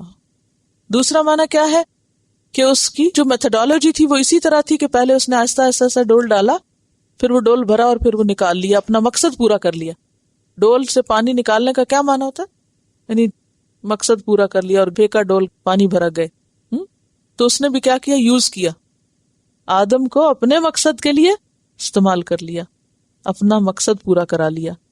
تو ہر دھوکہ باز انسان جو شیطان کی شکل میں آ کے آپ سے غلط کام کروائے، وہ بھی کیا کرتا ہے؟ آپ سے اپنا مقصد پورا کرتا ہے. جھوٹی محبتوں کے دعوے آپ کے سامنے اور اصل غرض اپنی. فَدَلَّهُمَا بِغُرُورٍ فَلَمَّا ذَاقَ الشَّجَرَةَ، پھر جب ان دونوں نے چکھ لیا درخت کو، یعنی درخت کا پھل کھا لیا، تو نتیجہ کیا ہوا؟ اللہ تعالیٰ ناراض ہو گئے، جنت کا لباس اتروا دیا گیا. بدت لہما سوآتہما، اور وہ جو اس نے ٹارگٹ کیا تھا نا ان کا لباس اتروانا ہے، وہ اس نے اتروا دیا، ان کی شرم گاہیں کھلوا دی. اب چونکہ حیا فطرت میں تھی، وتفقا، اور وہ دونوں شروع ہو گئے. یخصفانی، یخصفانی کا لفظ خصفن سے ہے، خا صاد فے. خصف ہوتا ہے گانٹنا، گوتنا، جوڑنا، اور لگے وہ گانٹنے، جوڑنے، چپکانے، علیہما، اپنے اوپر، من ورق الجنہ، جنت کے پتوں میں سے. جنت کے درخت جو ہیں اس کے پتے لے کے جوڑ توڑ کے ان کو اپنے اوپر لباس کی شکل میں ڈالا. اب بھی آپ دیکھیں اس وقت بھی دنیا میں اتنی ترقی ہو چکی ہے، اس کے باوجود کچھ قبائل کے لوگ لباس نہیں پہنتے. کبھی آپ نے تصویریں وغیرہ دیکھی ہوں گی بعض افریقن قبائل کی، وہ اپنے صرف شرمگاہ کے اوپر کچھ پتے لے کے جوڑ توڑ کے ان کو اپنے اوپر لباس کی شکل میں پہنتے ہیں. نیو گنی کے لوگ جو ہیں ان کے بعض کا ڈریسز اس طرح ہوتے ہیں، یعنی جسم کے جو چھپانے والے حصے تھے ان کو چھپانے کے لیے پتوں کا سہارا آدم علیہ السلام نے لیا. وَنَادَاهُمَا رَبُّهُمَا، اور جب یہ سب کر رہے تھے تو رب نے ان کو پکارا، اللہ تعالیٰ نے آواز دی. أَلَمْ أَنْهَكُمَا، کیا میں نے نہیں روکا تھا تم دونوں کو؟ أَن تِلْكُمَا الشَّجَرَةَ، اس درخت سے، میں نے تم دونوں کو اس درخت کے پاس جانے سے روکا نہ تھا؟ وَأَقُلْ لَكُمَا، اور میں نے تم دونوں کو کہا نہ تھا کیا؟ إِنَّ الشَّيْطَانَ لَكُمَا عَدُوٌّ مُبِينٌ، کہ شیطان تم دونوں کا کھلا دشمن ہے. سورۃ طٰہٰ میں بھی آتا ہے فَقُلْنَا يَا آدَمُ إِنَّ هَٰذَا عَدُوٌّ لَكَ، ہم نے کہا تھا اے آدم یہ تیرا دشمن ہے، وَلِزَوْجِكَ، تیری بیوی کا بھی دشمن، فَلَا يُخْرِجَنَّكُمَا، پس نہ نکلوائے تم دونوں کو، من الجنت، جنت سے، فَتَشْقَىٰ، لیکن شیطان نے کیا کیا؟ دھوکے اور فریب کے ساتھ.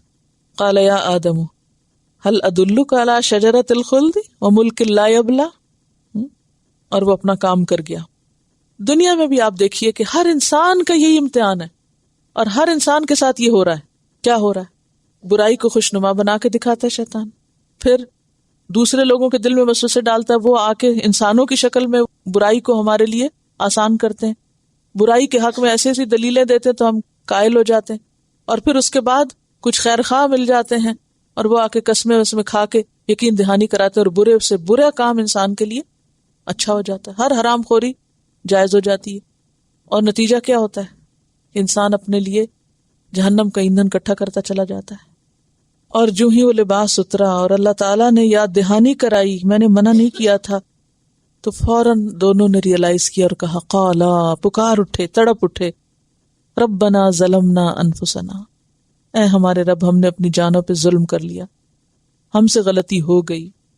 وَإِن لَّمْ تَغْفِرْ لَنَا وَتَرْحَمْنَا، اور اگر تو نے ہم کو نہیں بخشا اور رحم نہیں کیا، لَنَكُونَنَّ مِنَ الْخَاسِرِينَ، تو البتہ ہم ضرور ضرور ہو جائیں گے خسارہ پانے والوں میں سے.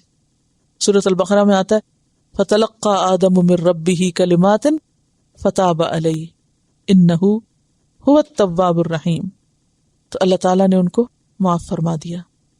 یہاں آپ دیکھیں کہ آدم اور شیطان میں فرق نظر آتا ہے. آدم نے فوراً غلطی کا اعتراف کیا، نادم ہوئے، شرمندہ ہوئے، خود کو ملامت کی، توبہ کی، اور رحمت الہی سے امید رکھی. وَتَرْحَمْنَا، رحم کی درخواست کی. اس کے برعکس شیطان نے جب نافرمانی کی تو اپنی غلطی تسلیم نہ کی، کوئی شرمندگی نہیں ہوئی، ڈٹائی، اور اپنی غلطی کا الزام اللہ تعالیٰ کو دینے لگا، دوسرے پر ڈالنے لگا، توبہ بھی نہیں کی. اور نتیجہ کیا ہوا؟ دھتکارا گیا، رحمت الہی سے دور ہو گیا. لیکن آدم پر اللہ کی رحمت آ گئی. اس کے بعد اللہ تعالیٰ نے فرمایا قَالَ اهْبِطُوا، فرمایا اتر جاؤ، بَعْضُكُمْ لِبَعْضٍ عَدُوٌّ، تم میں سے بعض کے دشمن ہیں، یعنی انسان انسان کا یا انسان شیطان کا، شیطان انسان کا. وَلَكُمْ فِي الْأَرْضِ، اور تمہارے لیے زمین میں مستقرٌ، قرار کی جگہ ہے، ٹھہرنا ہے، وَمَتَاعٌ، اور تھوڑا سا فائدہ اٹھانا ہے، إِلَىٰ حِين، ایک وقت تک، چند دن کی بات ہے، تھوڑے دن کی بات ہے، لیکن امتحان بہت سخت ہے ان تھوڑے دنوں کا بھی، کیونکہ دشمن پیچھے، اور جس کے پیچھے دشمن ہو وہ کبھی چین سے نہیں بیٹھ سکتا. آپ نے کبھی سنا ہوگا، پڑھا ہوگا، دیکھا ہے، تجربہ مشاہدہ کیا ہوگا کہ جن لوگوں کی دشمنیاں ہوتی ہیں وہ کبھی دنیا میں آرام سے نہیں بیٹھ سکتے. میں ایک فیملی کو جانتی ہوں کہ جن کی کسی کے ساتھ انبن ہے اسی طرح، ان کے پاس اتنا مال ہے کہ کم لوگوں کے پاس اتنا ہوتا ہے، لیکن کہیں بھی کسی گھر میں، یعنی کتنے شہروں میں ان کے گھر ہیں، لیکن کسی گھر میں چین سے نہیں رہ سکتے. کبھی ادھر چھپتے پھرتے، کبھی ادھر چھپتے پھرتے، ہمسایوں سے مل نہیں سکتے، رشتہ داروں سے نہیں مل سکتے، کوئی ان کے گھر نہیں آ سکتا، کہیں وہ جاتے نہیں، کہیں بھی وہ آزادی کا سانس نہیں لے سکتے کیونکہ دشمن پیچھے. تو اب آپ دیکھیے کہ اتنی نعمتیں اور اتنی دولت ہوتے ہوئے بھی چین نہیں، کیونکہ دشمن پیچھے، ہر وقت دشمن ہمارے پیچھے. کیسے دنیا میں چین سے بیٹھ سکتے ہیں؟ کیسے ریلیکس ہو سکتے ہیں؟ کیسے آرام سے رہ سکتے ہیں؟ کیسے بے فکر ہو سکتے ہیں کہ نہیں اب شیطان نے مجھے چھوڑ دیا؟ وہ نہیں چھوڑتا. اور کس طرح سے پیچھے آتا ہے، اس کی تفصیل اس میں آپ کو ملے گی، شیطان کھلا دشمن میں.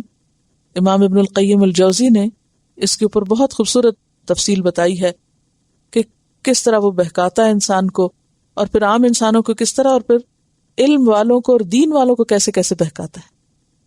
وہ ہر ایک سے اسی کے طریقے پہ آتا ہے، یعنی کچھ لوگوں کو ایک طرح سے بہکاتا ہے اور کچھ کو دوسری طرح سے، اور ہر انسان کی کمزوری جان کے وہ اسی رستے سے آتا ہے. اور پھر وہ لکھتے ہیں آخر میں کہ جب ایک انسان دشمن کی یعنی شیطان کی ساری چالوں کو سمجھ جاتا ہے اور ان سب سے بچنے کی کوشش کرتا ہے، تو پھر وہ اس سے مایوس ہو جاتا ہے، اور پھر وہ اس کو چھوڑ کے اور انسانوں کو اس کے خلاف بھڑکانا شروع کر دیتا ہے. پھر انسانوں کے دلوں میں اس کے خلاف وسوسے ڈالتا ہے، اور پھر شدید مخالفت اس کی پیدا کرتا ہے، جس کے بارے میں اسی پارے کے شروع میں آپ نے پڑھا نا، وَكَذَلِكَ جَعَلْنَا لِكُلِّ نَبِيٍّ عَدُوًّا شَيَاطِينَ الْجِنِّ وَالْإِنسِ، کہ شیاطین انس و جن کے پھر گروہ کے گروہ اس کے خلاف ہو جاتے ہیں اور اس کی دشمنی پہ اتر آتے ہیں، حالانکہ وہ ایک صحیح بات کر رہا ہوتا ہے. کیونکہ شیطان انسان کو دنیا میں چین سے بیٹھنے نہیں دے سکتا. کیوں؟ اس لیے کہ وہ تمہارا کھلا دشمن ہے، عدو مبین، اور دشمن کبھی پیچھا نہیں چھوڑتا، کیونکہ اس نے تو پکڑنا ہے اپنے لوگوں کو ساتھ لے جانے کے لیے. سورۃ فاطر میں اللہ تعالیٰ فرماتے ہیں کہ ان الشیطان لکم عدو فاتخذوہ عدوا، لوگو شیطان تمہارا دشمن ہے، اسے دشمن سمجھو. انما یدعو حزبہ، بے شک اس کا گروہ، حزب ہے اس کی پارٹی، شیطان کی پارٹی، وہ دعوت دیتی ہے، بلاتی ہے، لیکونوا من اصحاب السعیر، تاکہ لوگ جہنم والوں میں شامل ہو جائیں، وہ آگ کی طرف بلا رہے ہیں. امام ابن القیم الجوزی لکھتے ہیں آخر میں کہ کس طرح شیطان لوگوں کو سچے اور حق پرست آدمی کے خلاف بھڑکا دیتا ہے. وہ مختلف طریقوں سے لوگوں کے دلوں میں اس کے خلاف نفرت کی آگ بھرتا ہے، چنانچہ وہ شیطان کا اعلی کار بن کر ایسے آدمی کو ستانا شروع کر دیتے ہیں. یعنی ایک انسان جب خود بچتا ہے تو پھر شیطان دوسروں کو اس کے خلاف بھڑکا کے اس کی زندگی حرام کرتا ہے. اسی لیے آپ نے دیکھا ہوگا کہ جب تک آپ غلط رستوں پہ ہوتے ہیں تو لوگ آپ کی مخالفت زیادہ نہیں کرتے، آپ کو ایک آزادی ہوتی. جو ہی آپ ان چیزوں کو چھوڑنے لگتے ہیں، آپ نیکی کے راستے پہ آتے ہیں، تو وہ پھر آپ ہی کے بہن بھائیوں اور آپ ہی کے دوستوں اور آپ ہی کے ماں باپ، بعض اوقات اور بعض اوقات اولاد اور بعض اوقات اور رشتہ داروں کو آپ کے خلاف بھڑکانا شروع کر دیتا ہے، اور وہ سارے آپ کے خلاف ہو جاتے ہیں. پھر وہ طرح طرح کے تانے دیتے ہیں، تاکہ نیک کاموں پہ بھی تانے ملتے ہیں. کسی کے ساتھ اچھا کرو تب بھی برا بن کے دکھاتے، اور اس کا نتیجہ کیا ہوتا ہے کہ انسان گھبرا اٹھتا ہے اور انسان شک میں پڑ جاتا ہے، اور وہ کہتا ہے کہ اچھا شاید میں ہی غلط ہوں، جب تک میں یہ نہیں کر رہا تھا سارے دوست تھے میرے، وہ بھی میرا ہمدرد تھا، وہ بھی مددگار تھا، اور جب میں اس راستے پہ چلا ہوں بجائے اس کے کہ مجھے اپریشیٹ کرتے، الٹا میرے خلاف ہو گئے، تو اس کا مطلب ہے میں ہی غلط کر رہا ہوں. اور اس طریقے سے پھر وہ پھسلاتا ہے، اور مرتے دم تک، حتیٰ کہ جب موت کے فرشتے آتے ہیں اس وقت بھی پیچھا نہیں چھوڑتا، جب بھی بہکانے کی کوشش میں ہوتا ہے کہ اب بھی میں اس کو پکڑ لوں.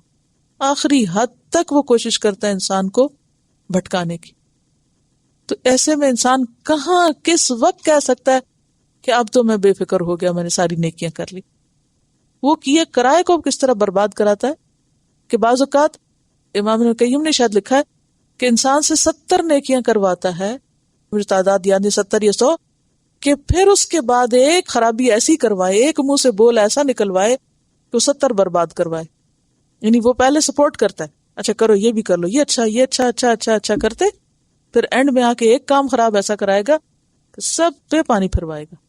یہ کتنی بڑی دشمنی ہے نا، کہ انسان نیک کام میں تھک کے تھکے، اور جب سب کر بیٹھے تو ایک بات بول کے سب ضائع کرے. قال فیہا تحیون، فرمایا اس میں تم زندہ رہو گے، یعنی زمین میں. وفیہا تموتون، اور اسی میں تم مرو گے. ومنہا تخرجون، اور اسی سے تم نکالے جاؤ گے. گویا یہ زمین کیا ہے؟ ہمارے جینے اور مرنے کی جگہ، اور اسی پر میدان حشر پھر ہوگا اور حساب دینے کی جگہ. اور یہی ہمارے لیے ایک کارزار ہے، ایک میدان ہے عمل کا. تو خلاصہ ساری بات کا یہ ہے کہ ہم سب ایک امتحان میں ہیں، دشمن پیچھے ہے، اور کسی بھی وقت چین سے بے فکر ہو کے نہیں بیٹھ سکتے، اور کسی بھی سٹیج پر کوشش اور جد و جہد نہیں چھوڑ سکتے. تو زندگی نام ہے مسلسل محنت اور کوشش کا، اور شیطان کی چال سے بچنے کے لیے ضروری ہے کہ انسان رحمان کا مضبوط سہارا پکڑے، کیونکہ پیچھے آپ سورۃ البقرہ میں پڑھ چکے نا، وَمَن يَكْفُرْ بِالطَّاغُوتِ وَيُؤْمِن بِاللَّهِ فَقَدِ اسْتَمْسَكَ بِالْعُرْوَةِ الْوُثْقَىٰ لَا انفصام لَهَا. ضروری ہے کہ انسان اللہ کا دامن تھامے رکھے تاکہ شیطان کے شر سے بچ سکے، ورنہ ایسا دھوکہ ہے اور ایسا جال اس نے پھیلا رکھا ہے کہ بڑے بڑے عقل والے اس سے ہار جاتے ہیں. آج ہم زمین پر زندہ رہنے کو تو محسوس کر رہے ہیں، لیکن موت کو بھولتے ہیں. جس زمین پہ ہم رہ رہے ہیں اسی پہ ہی موت آئے گی، اور اسی کے اندر ہمیں جانا ہے، اور پھر اسی کے اندر سے نکالے جانا ہے. تو انسان کو زندہ رہتے ہوئے اپنے انجام کو ضرور یاد رکھنا چاہیے. وآخر دعوانا ان الحمد للہ رب العالمین. سبحانک اللہم وبحمدک نشہد ان لا الہ الا انت نستغفرک ونتوب الیک. السلام علیکم ورحمۃ اللہ وبرکاتہ.